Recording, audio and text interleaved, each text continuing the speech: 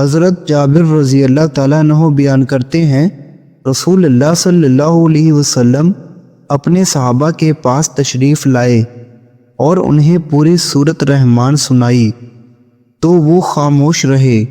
آپ صلی اللہ علیہ وسلم نے فرمایا، جس رات جن آئے میں نے جب تم اپنے رب کی کون کون سی نعمت کو جھٹلاؤ گے پڑھا تو انہوں نے بہت اچھا جواب دیا تھا۔ کہا، ہمارے رب ہم تیری نعمتوں میں سے کسی چیز کو بھی نہیں جھٹلاتے اور ہر قسم کی حمد تیرے لیے ہے۔ مشکوٰۃ المصابیح 861۔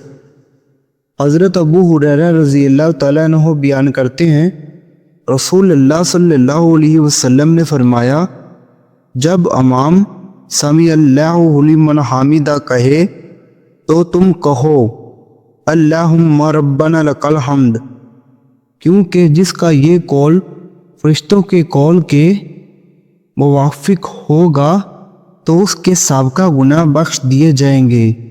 مشکوٰۃ المصابیح 874۔